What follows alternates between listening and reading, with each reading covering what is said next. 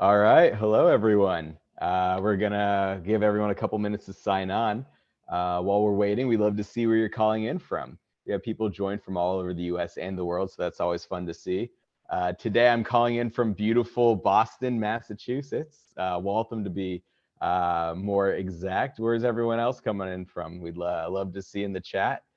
Awesome. Phoenix. Jason, where are you calling in from? Hey, I'm connecting from my office in Amelia Island, Florida. Oh, beautiful. Worst So places I to guess be for you're sure. not dealing with the snowstorm that's shutting down half of the United States. Indianapolis, there we go. I love my Hoosiers. I'm from Indianapolis originally. It's always great to see the Hoosiers. All right, awesome.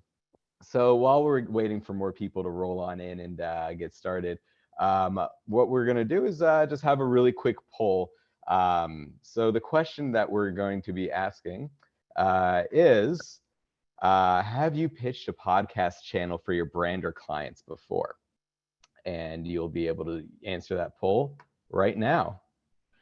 So, Jason, have you ever pitched a podcaster for your clients? Uh, Personally, I don't think I have, but I know our agency most definitely has on a regular basis.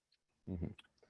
Yeah, so we're also pitching, of course, a lot of podcasts for Propel, um, and yeah, it's definitely a little bit different than pitching normally, and we're excited to be able to speak about how it's different, what are some of the tactics that are used, just so everybody knows, and we'll talk a little bit more about this. Jason does have his own PR podcast, and we'll be talking a little bit more about that. So what I'm going to do now is I'm going to end the poll.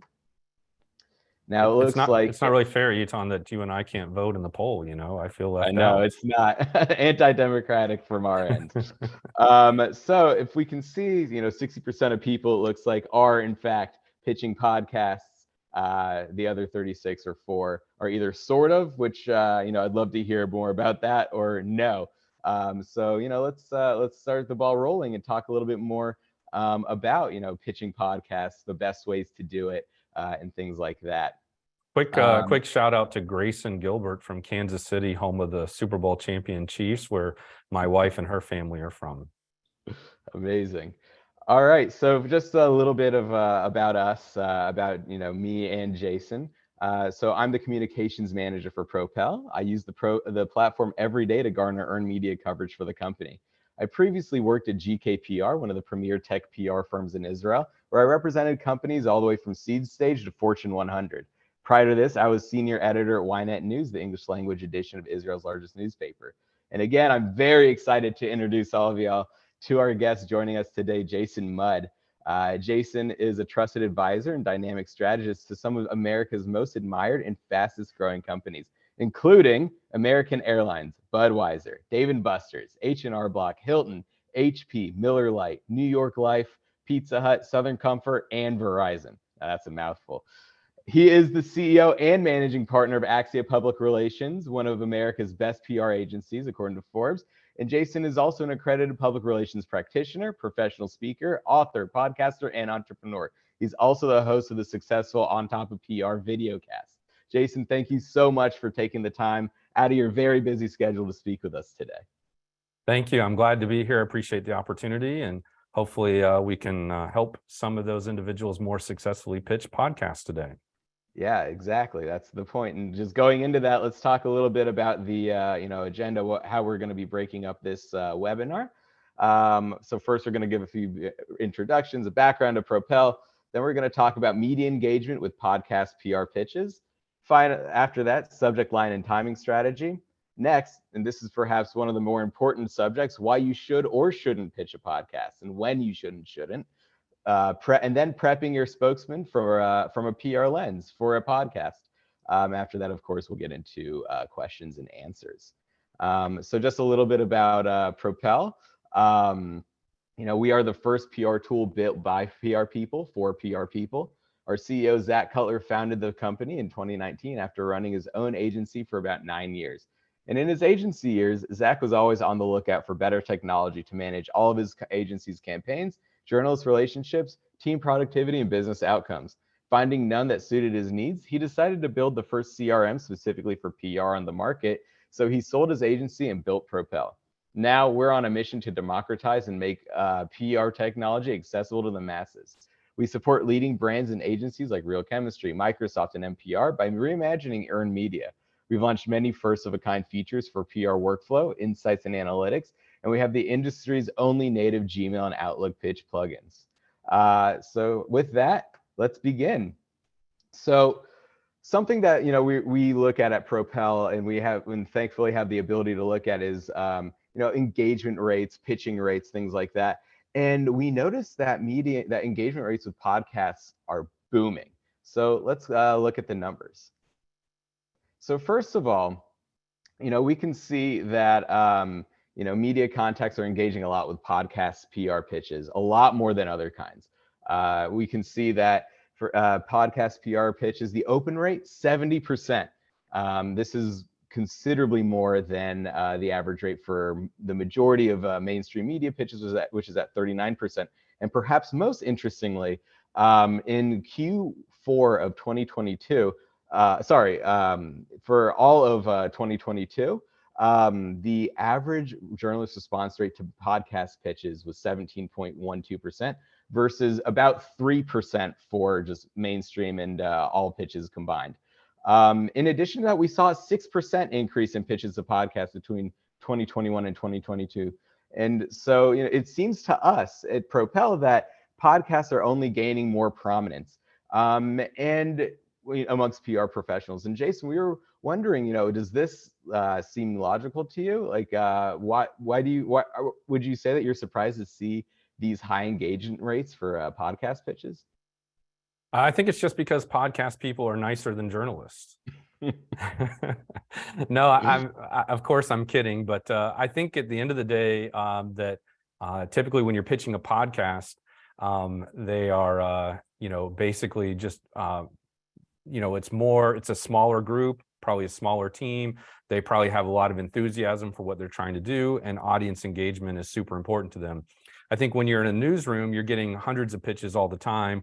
You're probably feeling overwhelmed with deadlines and just producing a bunch of content every single day, and the pressure of deadline and the deadline of getting copy out. Right. And so I think podcast is a little bit more enthusiast based. Of course, there are exceptions. There's the very, very big and prominent podcasts that, are their own machine, if you will. But at the end of the day, I think that, podcast feels more relational. It feels like you're hearing more from fans.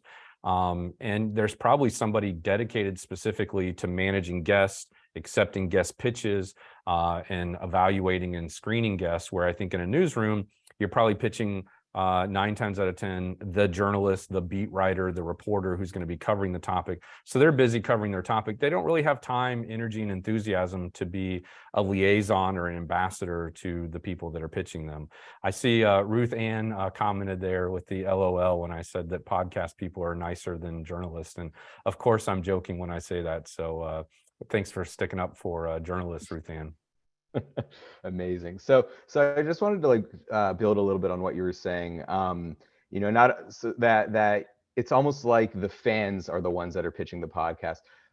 There are a lot more niche podcasts that are out there, and it's something that we kind of were thinking about when it comes to pitching podcasts is it's almost like pitching an industry publication. You might have a smaller audience than, for instance, the entirety of the New York Times. If you're pitching, if you're say, doing some sort of a pitching a tech podcast, it might have a smaller audience, or if it's a Kubernetes podcast, something like that. But you're more likely, it seems, to get the actual listeners, the right ears, if you will, instead of the right eyes, the right ears for the organization that you're representing on that. And so another thing I wanted to ask, you have had your podcast on top of PR for well over 3 years, and I wanted to know, have you noticed anything about pitch volume to your channel over time? Yeah, so on top of PR, we started about almost 3 years ago, and we're really happy with it and the response from the marketplace. But yeah, I would say the more established we are, the more audience we collect, and the more fans that follow us, the more we get pitched. Certainly, there's some thinking in the industry. There's some subconscious thoughts that if a if a show has less than 10 episodes, people are going to just kind of skim over it because it doesn't have the credibility of being well established yet. And they kind of assume if you don't have 10 episodes, you're probably not that credible and not that valuable yet. So we intentionally launched our podcast with 10 episodes from day one, and kind of following some recipes and formulas for success that we've seen. But to that end, I definitely empathize with our newsroom colleagues, because not only do I have my own video cast called On Top of PR, but I also am an expert how-to writer for the American City business journals and their 43 business journals across North America. And so I get pitched for both entities, right? People pitching to be a guest on the podcast, people pitching their stories to me for my American City Business Journals column. And, I empathize with journalists because most of those pitches, clearly they've never really listened to the podcast. Clearly, they've never really looked at what I write about. And so the worst example is with the American City Business Journal, where I got pitched once to cover an ice cream fundraiser for a kid that had some sort of illness, which of course I empathize with, but, I'm not sure why I would cover that as an expert how-to, topic to business leaders on PR. On my podcast, I get pitched oftentimes by, individuals, potential guests who are competing with who we are and what we do. And so, we're usually bringing in PR experts, but they're not going to be experts from another agency 9 times out of 10. And our topics really aren't for solopreneurs, wantrepreneurs, and startup companies. And so we get pitched a lot of experts looking to provide some kind of small business tips and tricks, which just isn't our audience either. So we're turning down about 90% of those that come to us looking for an opportunity. And I hope that we're responding to 90% or maybe even 100% of those, at least just expressing, here's the direction of our show, here's our brand, here's our message. We're not going to deviate from that. Mm-hmm. So, that's a lot different than what we're seeing with journalists, where, even I remember this when I was in journalism, that I was just getting so many pitches so often that I didn't have time to respond. So that could also, be a reason for that high response rate. There is that podcasters actually do have the time and the energy to respond to the people that are pitching them. Now, another question that I had for you is, the podcast space is just flooded with people. There's so many podcasts. It seems like every other person has one. What inspired you to start your podcast channel? And what do you have any advice on how to know if a podcast channel is truly successful and worth the time for a PR person to start pitching them? Yeah, for sure. So we were talking about starting a podcast ballpark around 2019. And, we were batting around with, what's going to be our position and how are we going to be different than all the other podcasts that are out there? What name are we going to use? Who's our audience? And kind of doing that kind of pre-development work. That started around 2019. And then, we doubled down on it when the pandemic hit, just because we had a little extra free time.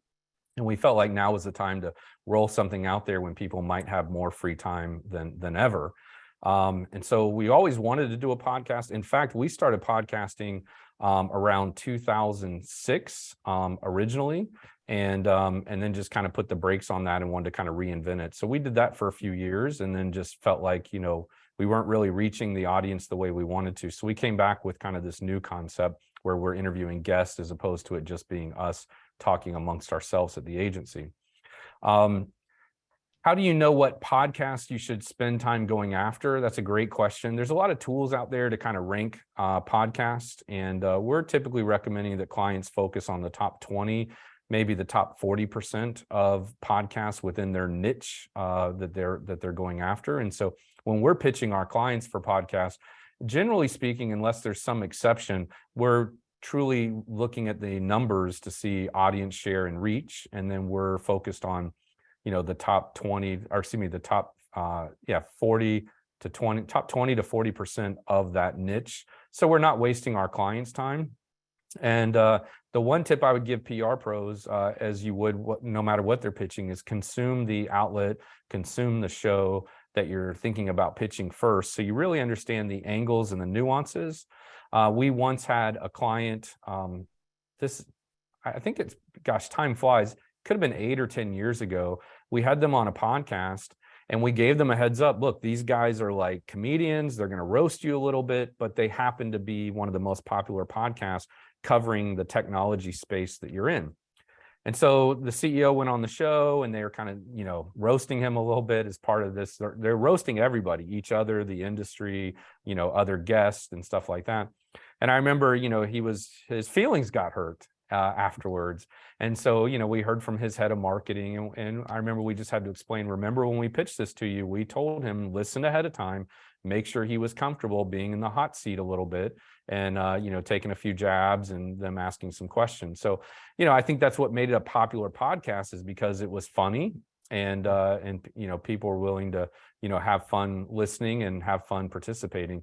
And I guess he just forgot that or didn't get the memo. And, we watched it and we thought it was great. There were just a couple of times they made some jokes, making fun of the company name was kind of what they spent some time on. Like, how did you come up with a company name like that? And things like that. And of course, when you're dealing with an entrepreneur and a founder, they can get their feelings hurt because their business is one of their babies, and they never want to hear their baby might be ugly. Right. And now there are a lot of things I want to ask you about, a little bit delving in deeper into that, but I think that we're going to save that for a little bit later on in the podcast. In the webinar. We've been speaking about podcasts so much that I accidentally called this the wrong thing. So, when you are pitching your clients for a podcast, let's look at like subject lines, timing, strategy, because a big thing that a lot of people in PR have trouble with when it comes to podcasts is how does it differ? How does the pitching itself differ compared to pitching mainstream media? How do we get a podcast host's attention? So first and foremost, we saw that the majority of pitches sent had subject lines that were 6 to 10 words long. And usually we see that most pitches to mainstream media are on the longer side. They might be 10, 15, 20 words long even. But the 6 to 10 word length works really well for mainstream, but that's one of the lower one of the lower tranches that we see. Whereas in podcast pitching, it's exactly what we see. And those do better. And so it's interesting that people are actually using the subject word length that we've been recommending for podcasts a lot more than they are for mainstream media. As someone who has a podcast, what are you looking for in the subject line when that pitch lands in your inbox? Yeah, so I may be a little contrarian here because I'm not generally spending a lot of time on the subject line. When a pitch gets to me, I'm almost always trying to get as quickly to the meat of it to see, is this a competitor of our PR firm, right? Because we're not going to, spend money and energy and effort promoting another competitor. Number one. And number two, then I'm checking to see, will this help my audience? What will my audience learn that will be valuable from the conversation? So, a subject line that makes it clear that they're pitching a guest, that it's about on top of PR, as opposed to what I do for a living full time, will help it stand out. And, 9 times out of 10, I'm forwarding that message directly on to, one of our podcast coordinator, our videocast coordinator, and then she's going to take it and make her own independent decision. Does this meet our pre-established criteria? Is it on brand? Is it on message? Does it meet the target audience criteria and what we've set up as the expectation for that audience? And then 2, is there a good topic here that really is going to resonate? And of course, the more prominent the guest is, the more visible they are, is very helpful. So, if it's the head of PR for, Google, that's going to be more important to us than the head of PR for, Bob's Seafood Shack, right? That's just how it's going to work. So, we are looking to connect with brands that will attract more viewers, just like, we're thinking about ratings, and viewership and audience share, just like our colleagues in journalism. No, that makes 100% sense. Now, I kind of wanted to shift gears a little bit. I think a lot of us in PR, and especially speaking about myself, who was a journalist in a mainstream publication, we kind of understand what the business layout is behind the scenes, if you will, for a mainstream publication. You have, the junior reporters, you have a reporter, you have, that they have to go to their editors for approval. You have senior editors, you have editors in chief. What does the behind the scenes look like in a podcast? What are the different positions, and how do they all work together to make the podcast happen? Yeah, for sure. So that's something that I would say, just number one, off the bat, in my experience, people that might come to me and say, "Hey, our company would love to have a podcast. What does that cost? How does it work? Whatever." The one message I would tell them is it's way more work than you ever thought it would be, right? Especially to do it well and do it right. And so, we've got this literally a team of people involved, not full time, but our team is actively involved. So you got to think about planning the podcast, producing the podcast, and then promoting the podcast are kind of the three categories we would put it into. So planning is everything, like I mentioned earlier, from coming up with your audience and your show name, and your messaging and your material, your website, the logistics of who's going to, what hosting company you're going to use to syndicate the podcast. And then obviously, producing and requires, just like we're doing here, coordinating with the guest, recruiting the guest, scheduling the guest, recording, and then doing, post-production editing and getting it all ready. If you're like us and when you do a video version, which I highly recommend you do because people love consuming video, it takes not twice as much effort, but there is some scale or some additional effort than just doing audio only. And then lastly, you move into promotion, and we've got, kind of several moving parts when it comes to promoting our episodes, and social media is a big part of that, of course. And then writing the episode notes and blogging about the episode and promoting the episode and getting the guests to participate in the guests to participate in the promotion of that episode also. So it's a workhorse and a big process. At one point we had a director, a producer / editor, and then somebody in charge of promoting. And then my assistant also helps me make sure that and our podcast coordinator, who's also recruiting guests, is helping us make sure those guests are receiving kind of a thank you package from us with some Axia swag and some other things after the episode airs. And then we're also pre-screening or doing a preliminary interview, just like we did for this podcast, where we meet ahead of time. We check their lighting, their background, and their sound to make sure all those things look good. So it's a lot more work than anybody realizes. There's a pretty big company that I don't think we can yet share who we helped launch their podcast, but it's a brand everyone knows. And they were hoping to get started in about 90 days. And I think they're probably 8 months into the process because they're a big company. Big companies move slow. They thought they could get it done quickly and done last year. And last I checked, they haven't gotten it live yet. But I will take a look because I'd be thrilled to tell you who we helped. I'm just not sure that the first episodes have gone live yet. So I'll check on that in the background. Right, definitely. We'd love to hear about that. And so just one follow-up question to that. I'm pitching a podcast. Who is typically the best person to be pitching? Is it you, the host? Is it the producer? Is it a scheduling coordinator? Who would you say would be the best, or at least the number one person to pitch on a podcast to, at least send it to the right address? Yeah, great question. So to me, if it were me, I think what I'd prefer to see is a warm-up email, an introduction. 9 times out of 10, they say something flattering, whether that's genuine or not, I don't know. You can usually tell those when they say, "Hey, I love listening to your podcast," and they pitch you something that's just completely, out from left field. So I would never do that. I would genuinely listen. But to me, I think I would prefer to say, "Hey, Jason, who is the best contact to send, to recommend a guest or pitch a guest to?" And I think that would go a long way with me versus this really long email telling me all the reasons why this person would be a great podcast guest. Also, I think it's helpful if you pre-identify and give options of topics, right? I don't care that you work for Bob, who's the CEO of this company. I want to know what value Bob can bring, what topics he's prepared to talk about, or, maybe Cindy, is an expert in X, Y, and Z. Just give us some guidance and direction. But I think just that warm-up introductory email would go a long way to making sure you understand that I'm human, you're human, and we're building a relationship here. And then I would be more inclined to very quickly refer you to our guest coordinator, who is the one who really is making decisions of who is a right guest and who isn't. and then bringing me and the team, maybe some that maybe are on the fence a little bit about, they're not sure are a good fit, and then we just make kind of an executive decision as to whether or not we're going to pursue that guest. That's much better, I think, than a 6 to 10 paragraph email where I'm not even sure what you want, kind of thing. So I would say be clear and concise, maybe 3 paragraphs at the most, and each paragraph has no more than 3 sentences in it.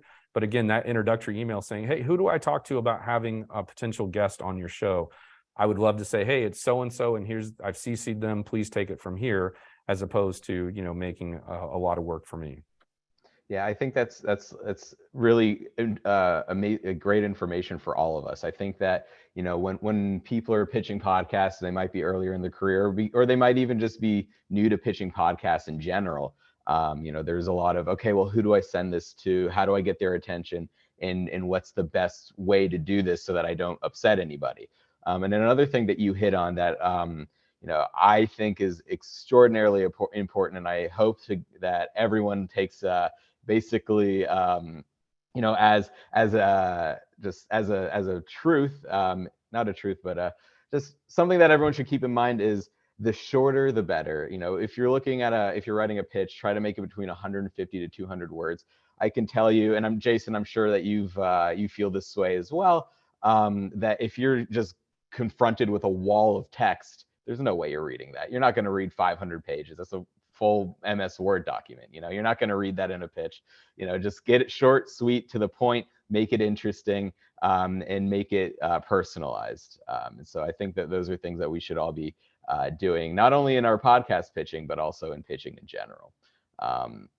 So I wanted to move on from this a little bit, and I wanted to talk about when to schedule outreach. We saw the biggest spike in podcast pitching and journalist open response rates for Wednesdays. Wednesdays were the best days for that, it looked like.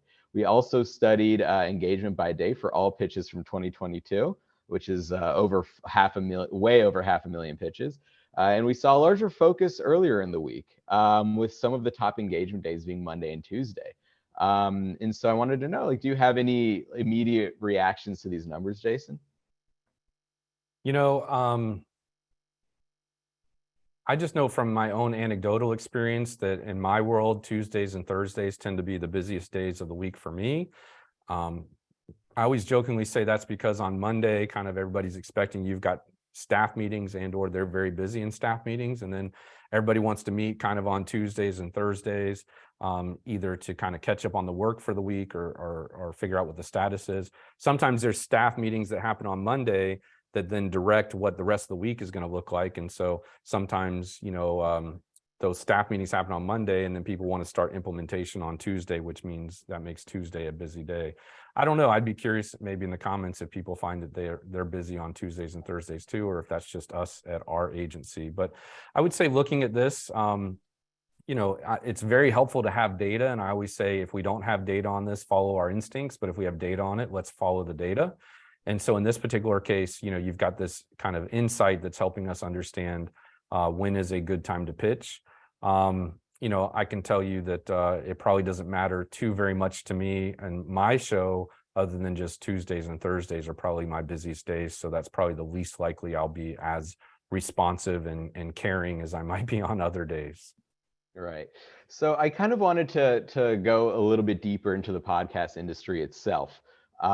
Because when we're pitching, we might be thinking as us as PR people, okay, I need to hit X number of publications within this quarter, et cetera, et cetera. Let's get on a podcast. That's there's 17% response rate. Like let's try to get this as quickly as possible.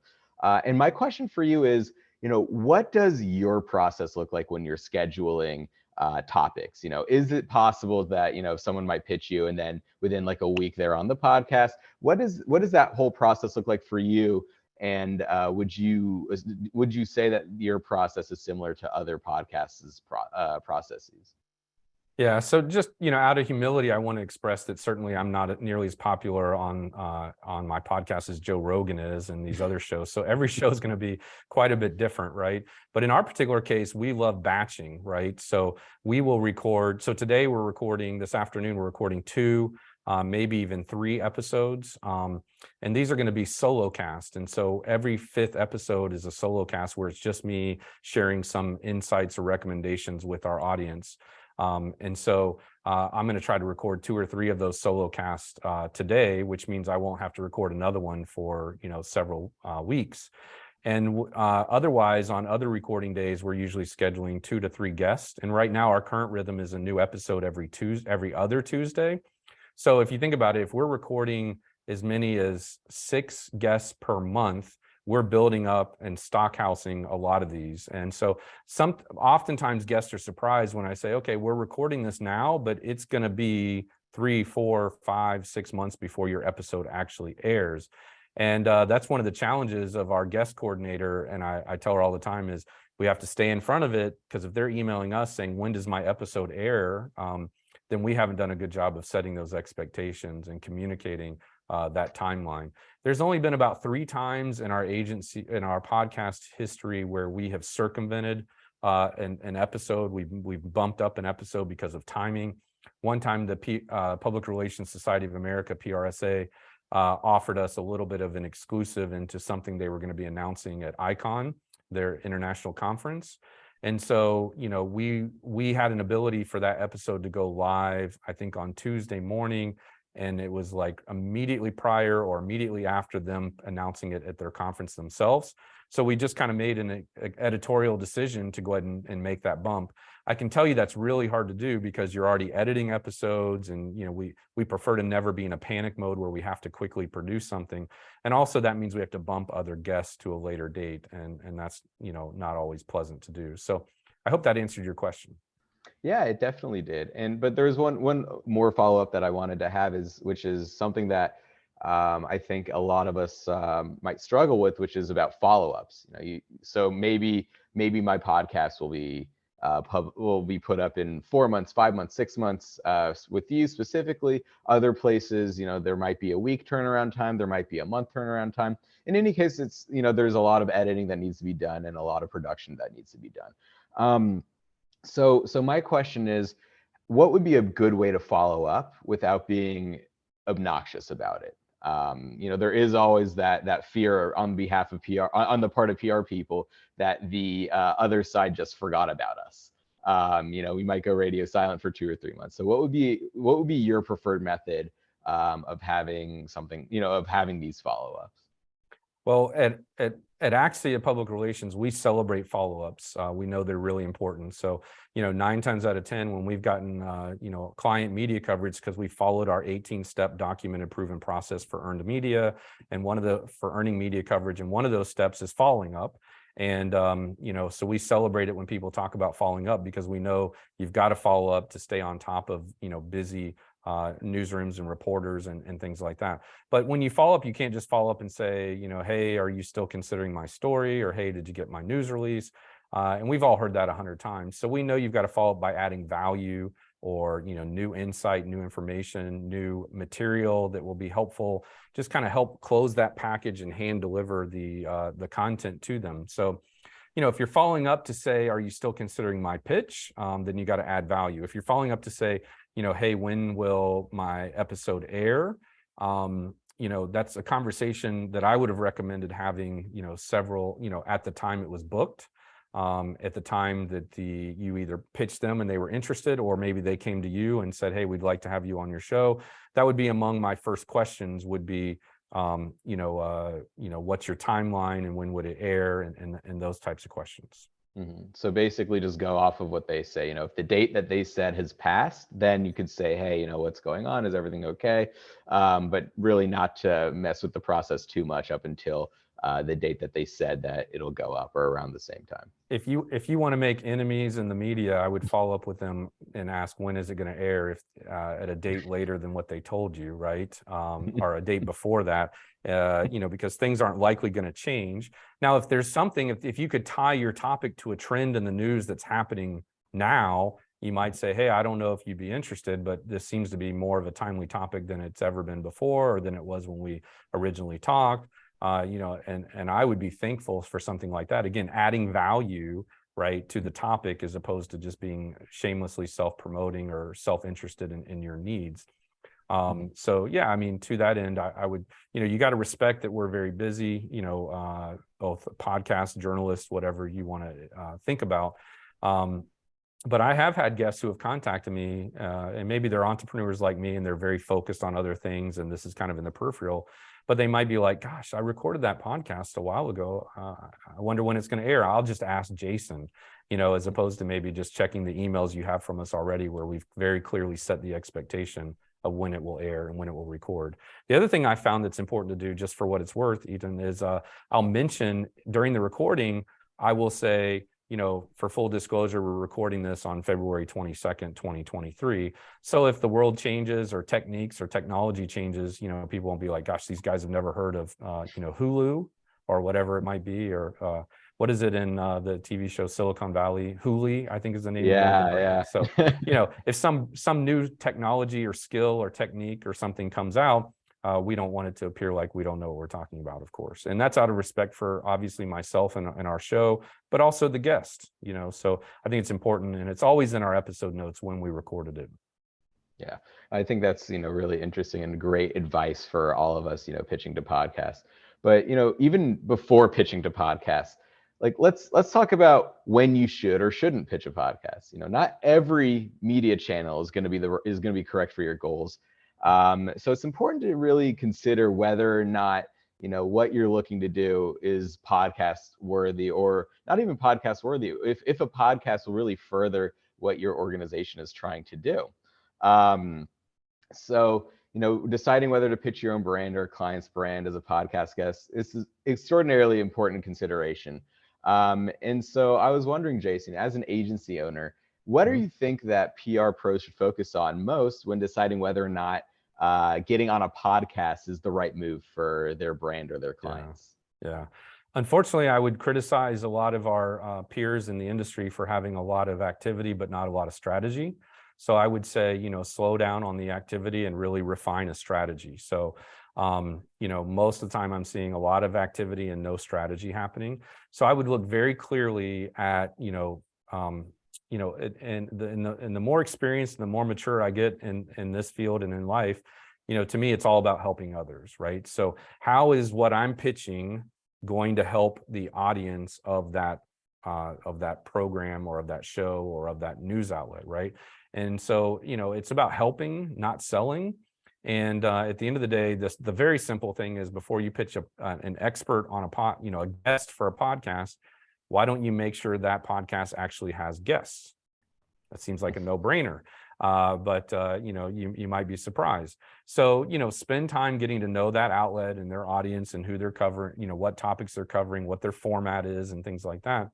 Now, you could certainly plant or seed an idea, but maybe they're not looking for an expert. Maybe they do interview experts, but they're not guests. They're just, like a news story format, which is what a lot of podcasts are. They're doing a news story, or they're telling a story, and they might be interviewing quickly somebody, but they're not like a guest where they're the guest for that entire episode. They're just one of many sound bites that they might capture. But otherwise, just look for alignment, right? So at the end of the day, podcast is the media. And for my entire career, I've been saying that the media is an audience, a channel, and a tool, right? And sometimes it's not really an audience. It's just an audience, or it's just a channel or a tool to reach your end audience. And I've said for my entire career that good PR people are not depending solely on earned media as a way to do PR. Good PR people are always looking for ways to connect directly to that critical audience or that target audience, with and without the news media as one of those channels and tools to do so. So that's definitely on my mind, is thinking about, how do we reach our true customer through this, channel or tool?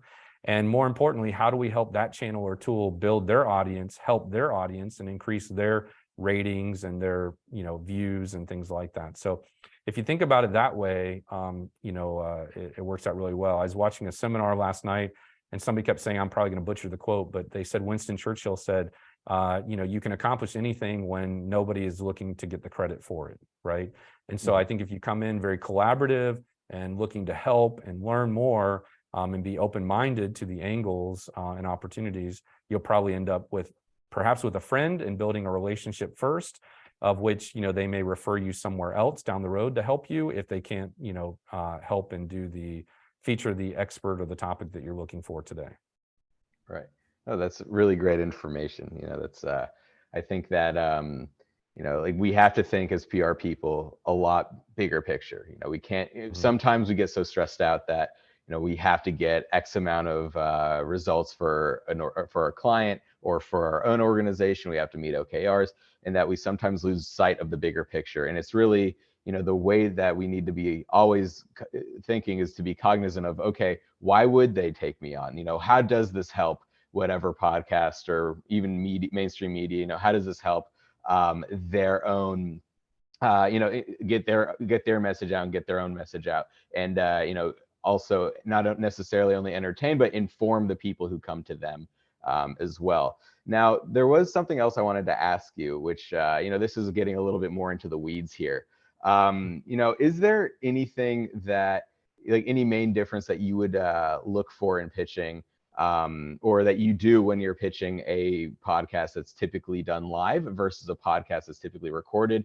And what would you change in the pitching depending on if it's going to be live or recorded?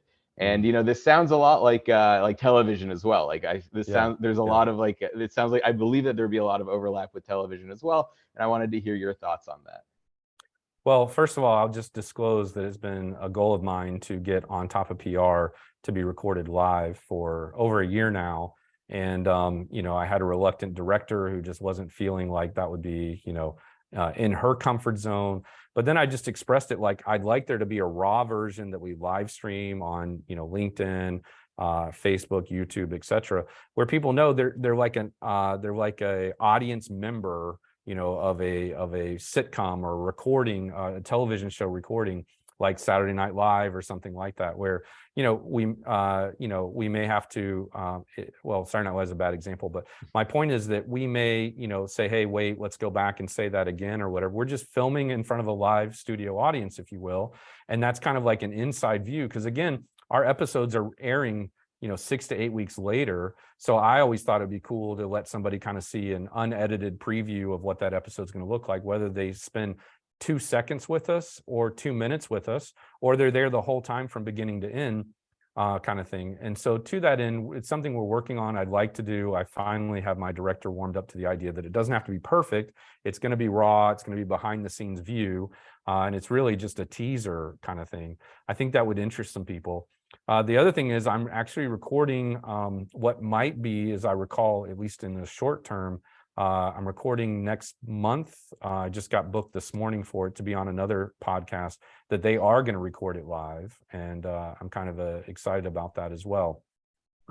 It surprises me the person who I'm doing it with doesn't seem to be that high tech to be doing it live, but apparently they are. So I'm looking forward to that.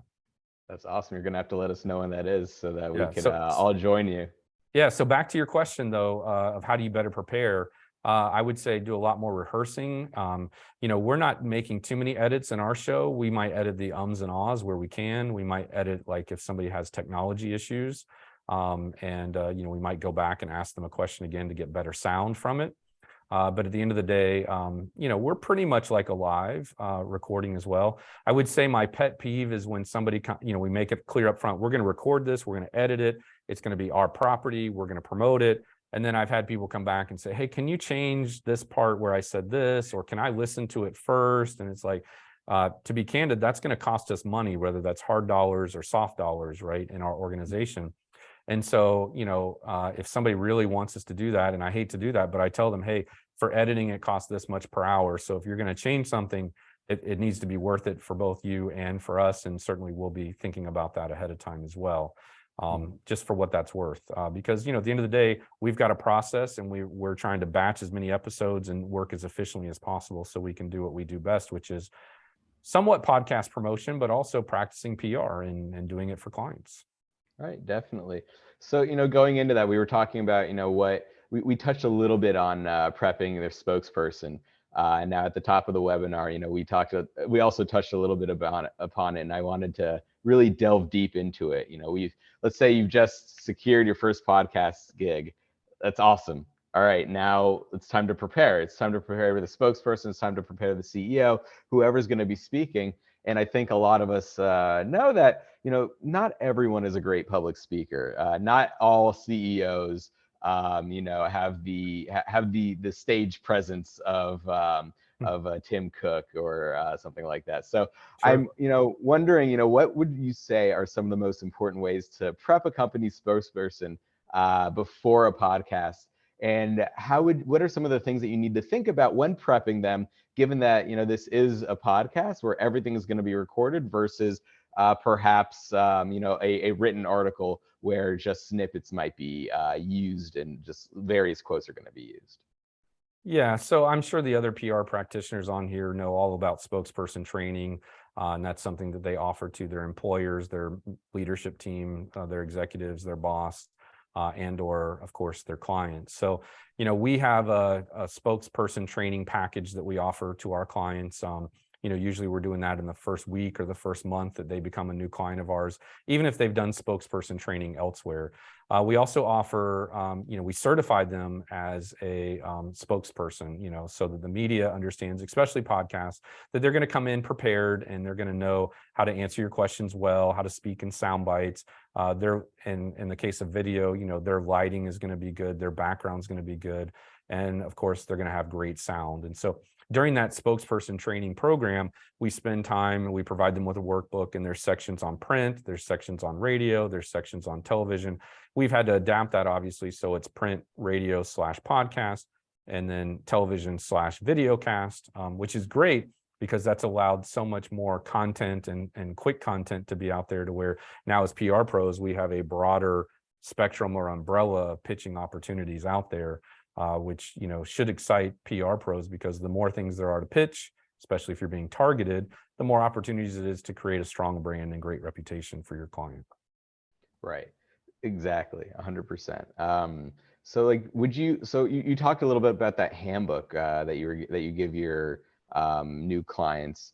What are some of the things that like would be inside of that handbook? What are some of the things that for instance, let's say you're working with a CEO of a company who might not be the greatest speaker or public speaker. What are some of the things that you would look for or would help them out with to get them to overcome that type of, maybe perhaps it's stage fright or whatever, especially if they're going on a podcast, which might be just like Joe Rogan's 4 hours long, or more like yours, which are between 30 to 45 minutes. What are some of the ways that you would kind of help shape that spokesperson who might not be the greatest speaker, if you have any advice on that? Yeah, so sometimes people confuse our spokesperson training package with public speaking training, but the two are so very similar. I can understand why people misunderstand it, but it's all about rehearse, rehearse, rehearse. And so, when you go to a conference and there's a great public speaker and there's not a great speaker, what differentiates the two of those is stage presence, right? And some people have that natural stage presence and some people don't. But no matter how good you are, you're still going to rehearse, right? So some of the best speakers I know, they put in their rider that they want to have access to the stage in the exact room, the exact ballroom with the exact crew and everything. And they want to do at least one and maybe even three, dress rehearsals with the tech team. And the lighting's the same, the room's the same, everything's the same. And you would be surprised who some of these big time speakers are, that they feel the need to rehearse 1, 2, or 3 times on stage. What concerns me is the CEO who says, I don't need any of that. I'm great, or I do it well, or every time I speak, I get a standing ovation, or every media interview I've done has never gone wrong. That gives me a lot of heartburn and anxiety. So I just start to ask them questions, right? Right. How many interviews have you done? How many interviews have you done? Can you share some clips with us ahead of time so that we can better prepare for you and for the content we're going to share with you. The other thing is, when you dive into it, especially public speaking, next thing you know, the CEO reveals, well, the only public speaking I do is at our company's annual conference, and I always get a standing ovation. And I'm like, well, let me get this straight. Everyone in the audience works for you and your company, and you're basically in a position to hire, fire, and promote them. And they're like, oh yeah, sure. And I'm like, okay, well, Talk about a captive audience, huh? yeah, exactly. And I'm like, so if two people start to give you a standing ovation, does that mean everybody else is probably going to stand up? Like, who's going to be that one guy or gal who doesn't stand up when the rest of the room is standing up in front of their boss's boss or their boss's boss's boss, right? And by the way, your boss's boss's boss is going to notice that who was standing and who wasn't. So, at the end of the day, I think CEOs and leaders are often in a silo and they're told how great they are all the time. But then when they go on, an episode that they're not sponsoring, right, or a program or a news opportunity they're not sponsoring, and they get a little pushback, like that CEO I mentioned earlier, who they were making fun of his company name, they get put off by that. So I think it's really important to rehearse. I don't think you can rehearse enough, and I think it's your obligation as the PR professional to prepare them for tough questions and how to answer the tough questions. So all of that is covered in the training we talked about. You asked about the workbook. It's in the workbook. We talk about what to wear, what not to wear, how to show up on time, not to walk in and expect makeup to happen or hair to happen. Sometimes it does, sometimes it doesn't. I literally had a client out of Manhattan roll into a studio interview about 2 hours late and was upset that they weren't going to rearrange their show schedule to accommodate them. And I'm like, the show you were supposed to be on has gone off the air about an hour ago, like it's over, well, can't they just put me on the current show that they have? And by the way, no one's talked to me about my hair or makeup yet. And I'm like, you're worried about hair and makeup. And I'm telling you, you've missed the opportunity forever with this TV show, right? They're never going to have you back. And now we've got to do damage control. And he had attitude about it and said, well, I had to go to lunch and I had to do this and I had to do that. And I'm like, this wasn't like a, pick up, you ordered something ahead of time and you pick it up whenever you want. They had people waiting. They had to scramble to bump, you bump them. So they had to find somebody else. So yeah, right, Sandra, they thought it was a doctor's appointment or something, right? Wow. That sounds awful, but it sounds like you got through it really well. Yeah, I mean, so if by getting through it, you mean we fired that client? Yeah, we got through it really well. The fact that he was upset is what blew me away, right? So yeah. I mean, people are interesting no matter where you are, I guess. So, before we wrap things up, because we are coming to that time, we wanted to ask you, Jason, what are 3 lasting tips that you feel are key to succeeding in PR today? Yeah, thanks. So I want to make sure we have time for questions. So I'll answer those really briefly. One is we have personally at our agency, our core values are really important to us. And I feel like our core values are probably reflective upon what most PR professionals would need, and certainly what I would look for in an agency if I was out there hiring an agency. Now, of course, I hope that anybody who's developing core values develops their own unique core values and doesn't try to borrow ours. But, the first core value is integrity, right? As PR practitioners, we need to have integrity, both with our clients, with the media, and with the public in general. So we need to do what we say we're going to do. We need to make sure we're sharing accurate information. We're not falsifying facts or data, and that we have the integrity to be good stewards of the role that we have for our clients and the public in general. That would also fall under following the code of ethics for the PRSA, or maybe you're in another communications organization, but following their code of ethics. The second thing is ideas, right? Research shows that clients can do a lot of things in-house on their own, but the one thing they can't do as well as agencies can do is come up with the insightful thinking and the unique thoughts and the ideas that really energize and in their place. So that's something that we really focus on as well. And I could do a whole nother topic on that another time. The second thing is, so integrity, ideas, and then relationships. Believe it or not, I see a lot of PR people forgetting to put relationships into public relations. And so I'm constantly reminding our industry peers and whatnot that, oh, wait, so you're talking about you actually took time to build a relationship in the PR business? Like, that should not be revolutionary. So, but what our clients can't do is have relationships, what our clients don't bring to the table automatically is the relationships that an agency might be able to bring to them, or a good PR person is well connected and has relationships beyond newsrooms, folks, right? PR is bigger than earned media. And then, so we talked about integrity, ideas, relationships, results. Clients hire us for results. You're being hired in your role, whether you're in-house or otherwise, to deliver results and value to your organization. And so that's important. And then lastly is improve. So we believe in Kaizen, constant improvement. So we believe in getting 1% better at what we do every single day. And so I think if we have integrity, ideas, relationships, results, and improvement, there, if we honor those commitments and honor our core values, then every client relationship, every media relationship we have should be an employment relationship, actually should be retained, meaning we don't have a lot of turnover of those relationships. And that's right, Sandra, for the people in the back of the room, PR is more than media relations. The second thing I would add is just the importance of following up. We talked about that already, so I won't belabor that. And the third thing I think is important is that I really believe our agency philosophy is that PR is the best way to build a strong brand and a great reputation. But the problem is most people don't know what PR is. And when they do PR, they often do it wrong. And we've talked about the things that people do wrong here on this podcast, right? Pitching a podcast, pitching a guest for a podcast that doesn't have guests, right? Sharing information that's not accurate or not sourced well, or following up just for the sake of saying, hey, did you get my press release, right? That probably is like, malpractice in the PR business, I think. So just constantly look to add value in the organization. Those would be my 3 recommendations for today. Amazing. Well, thank you so much. We're going to go on to some audience questions really quickly. Yeah, I'm looking forward to that. So there's been some good questions. This is actually a really interesting one, I think, because I have pitched podcasts that do require a fee. Now, when someone requires a fee, do they have to verbally write in their show notes that the show is paid or sponsored? Because there are a lot of clients that don't know that their podcast has been paid for. So I think ethically, absolutely, it should be disclosed. No doubt about it. Is it being disclosed? I'm not familiar with that particular show kind of thing. We have had people come to us and say, okay, we'll pay you to be on your show. And number one, I'm like, there's probably not enough money that you're willing to spend to do it, or money I would spend. My expectation for my integrity is up here. The value of being on our show is probably less than that. And what you want to spend is probably less than that as well. So, I do think it's important that it be disclosed that it's a pay for play.